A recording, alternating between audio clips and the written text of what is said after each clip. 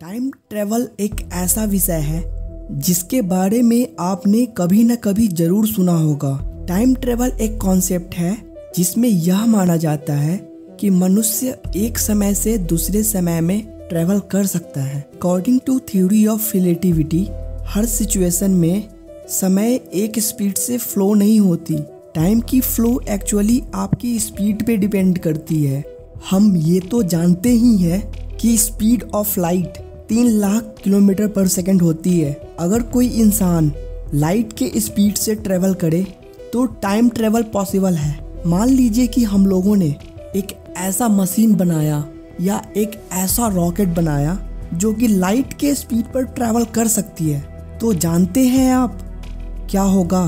उस रॉकेट की स्पीड बाहर की दुनिया से स्लो हो जाएगी। मान लीजिए आप उस रॉकेट पर 2020 में बैठे और आपने 10 दिन तक ट्रैवल किया, तो उस रॉकेट के अंदर तो 10 दिन ही बीते होंगे, पर जब आप उस रॉकेट से बाहर निकलोगे तो आपको पता चलेगा कि 100 साल बीत चुके हैं। मतलब ये कि समय में आगे जाना पॉसिबल है।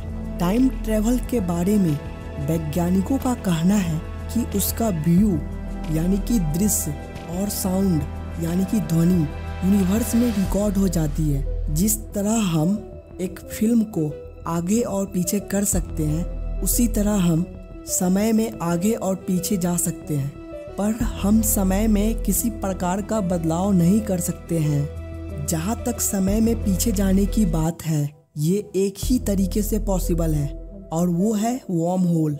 आसान शब्दों में कहूँ तो अंतरिक्ष में 2 पॉइंट्स के बीच में एक टनल यानी सुरंग होती है जो स्पेस और टाइम दोनों को एक साथ जोड़ देती है, जिसके अंदर जाकर हम अंतरिक्ष के एक छोर से दूसरे छोर तक कम समय में ट्रैवल कर सकते हैं। ये भी माना जाता था कि लाइट एक स्ट्रेट लाइन में चलती है, बट इस थ्योरी से प्रूव हुआ कि लाइट को बेंड किया जा सकता है और जो ऑब्जेक्ट जितनी भारी होगी उससे टकराने के बाद लाइट उतना ही ज़्यादा बेंड होगी।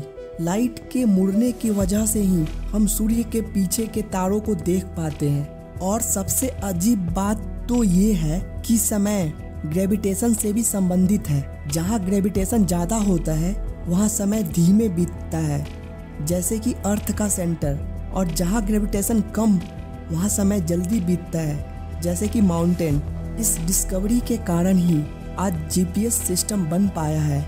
आज के टेक्नोलॉजी में इतनी हाई स्पीड रॉकेट बनाना पॉसिबल नहीं है और ना ही वर्म होल को कैप्चर करने वाला मशीन बनाना पॉसिबल है, पर हम ये उम्मीद कर सकते हैं कि फ्यूचर में बेहतर टेक्नोलॉजी के मदद से हम ये सब पॉसिबल कर पाएँ। वीडियो अगर अच्छा लगे तो लाइक, शेयर और सब्सक्राइब जरूर करना।